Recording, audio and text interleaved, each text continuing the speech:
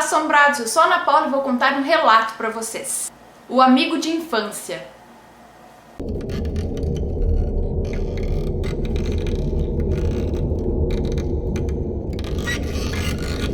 O moço que nos conta esse relato diz que sim, ele tinha um amigo imaginário. Era um amigo imaginário mesmo. Não era um garoto de verdade, mas era com quem ele conversava, para quem ele contava os pequenos segredos dele, segredos de um menino de 6 anos de idade.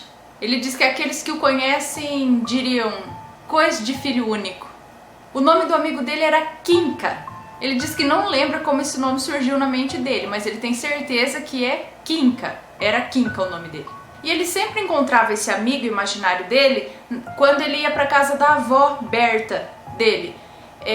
A mãe dele disse que passava a maior parte do tempo trabalhando. O pai dele já havia falecido, então ele passava a maior parte do tempo dele na casa da avó. Ele diz que as tardes no bairro Boa Vista pareciam ser eternas. Rua das Ninfas é onde a avó morava. E ele tem uma lembrança muito gostosa dessa infância dele, assim como o nome das ruas no Recife, que ele diz que tem nomes bem poéticos, melancólicos, como Rua da Soledade, Angostura, Saudade, Aurora.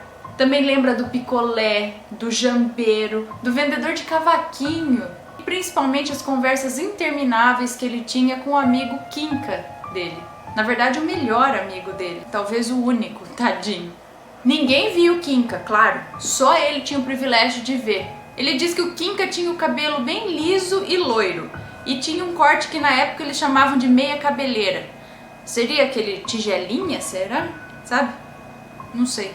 E ele sempre via o Kinka com a mesma roupa. Ele sempre usava a mesma roupa, que era uma calça branca, uma camisa também branca de manga comprida e uma gravatinha borboleta. E um cinto.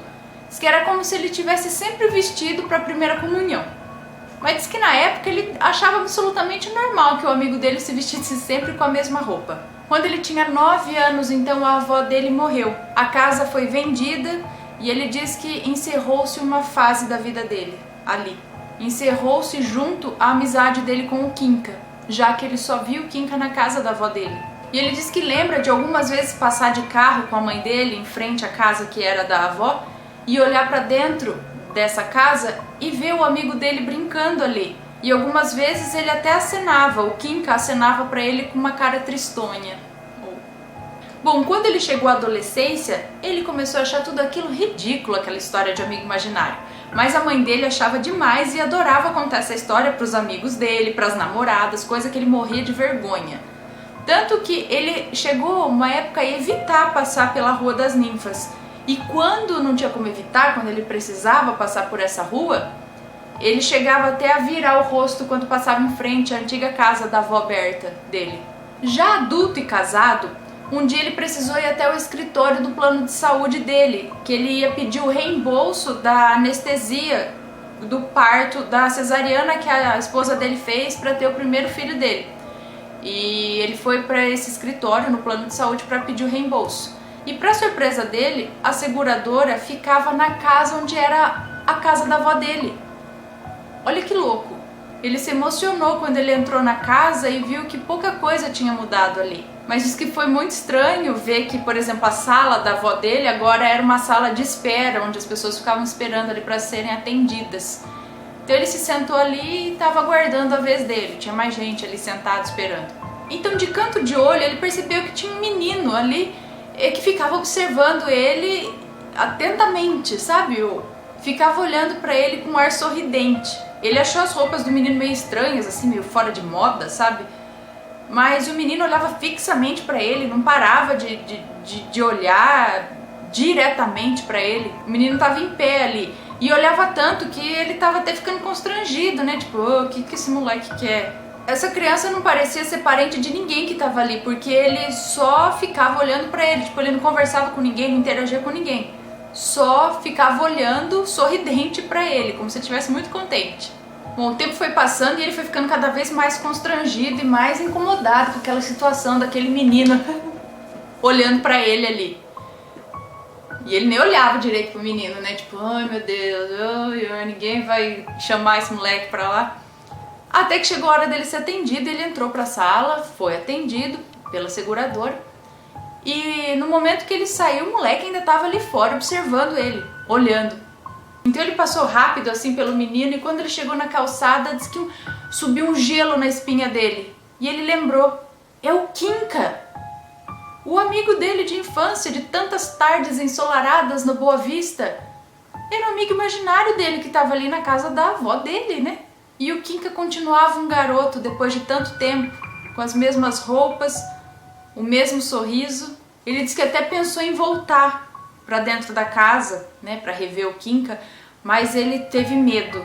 Ele teve medo da reação dele mesmo, porque ele ia acabar se lembrando de um tempo que não ia voltar mais. Foi um tempo muito bom, muito gostoso, mas não era mais o tempo dele. Aquilo já tinha passado e nunca mais ia voltar. Agora ele era um adulto e aquilo ficou para trás. De tudo aquilo restou apenas um menino, um espectro, que tomava conta daquela casa e de todo aquele passado. E aí, pessoal, gostaram do relato? Alguém aí tem um amigo imaginário, já teve algum amigo imaginário, ou conhece alguma criança que tem um amigo imaginário? Mas ele fala que era um amigo imaginário, um menino não saía de... Aí entra de novo a teoria lá da forma pensamento. Será que ele, de tanto que ele queria um amigo e ele não tinha ninguém, já que talvez fosse uma criança meio sozinha, ele acabou criando um amigo na mente dele? E o menino foi criado, uma forma pensamento, e ele vive lá, não cresce, não... Ou é realmente um espírito de uma criança que ele achava que era um amigo imaginário, mas na verdade, tipo, ele achou companhia naquele espírito de criança e aquele espírito de criança achou companhia nele. E os dois ficavam brincando. E os dois ficavam brincando e ele continua lá, sei lá, o menino talvez ficou preso na casa da avó dele por algum motivo, sabe-se lá o que acontece. Porque eu não acredito muito em amigo imaginário, eu acredito que são espíritos que brincam com as crianças.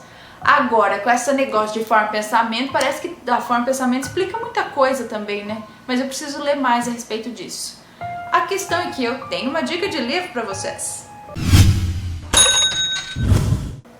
Crianças Índigo. Crianças muito especiais estão chegando.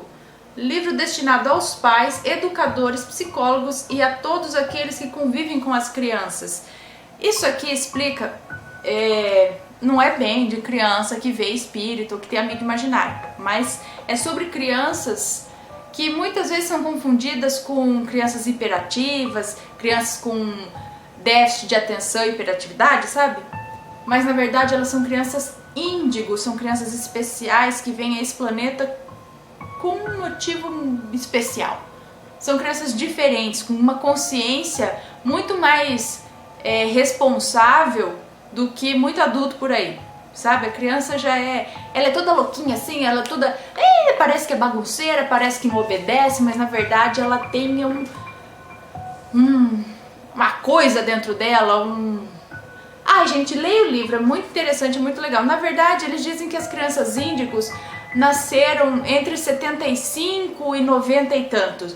Aí depois teve a era das crianças cristal, que também aí já nasceram entre 80 e pouco, não sei, e 2000 e não sei quanto. E a partir de 2000, 90 e tanto, 2000, não sei, estão nascendo as crianças arco-íris, que são meio que uma mistura de índigo e cristal. A índigo seria uma criança mais, tipo, ela não concorda com coisas ruins, ela pode parecer chata, mas é porque ela quer a coisa certa, que a coisa certa seja feita, sabe? Ela é mais hiperativa, ela é mais assim. As crianças cristal, às vezes, são confundidas com crianças autistas, porque elas são mais quietinhas, elas são mais benevolentes, elas são... Mas assim, e uma criança arco-íris é meio que a mistura dos dois. Ah, eu não sei. Sei que leia aqui, ó, leia Crianças Índigo. Às vezes você tem um filho aí que você acha que é mal criado, tudo, mas o menino é índigo. Lógico, tem criança mal criada também, mesmo que tem que ter um pulso firme ali dos pais. Não vai também confundindo isso. Mas pra você saber se é índigo ou não, se seu filho, ou às vezes você mesmo já foi uma criança índigo, hoje é um adulto índigo, aqui explica muita coisa. Está disponível lá na loja sobrenatural.com.br. E se vocês gostaram desse relato, deixa um joinha aqui, se inscreve no canal, segue no Instagram, seja nosso patrão no Patreon, com apenas $1 por mês você pode ser o nosso patrão. E se quiser enviar alguma coisa pra gente, este é o endereço da caixa postal. Um beijo pra vocês, até cuspi.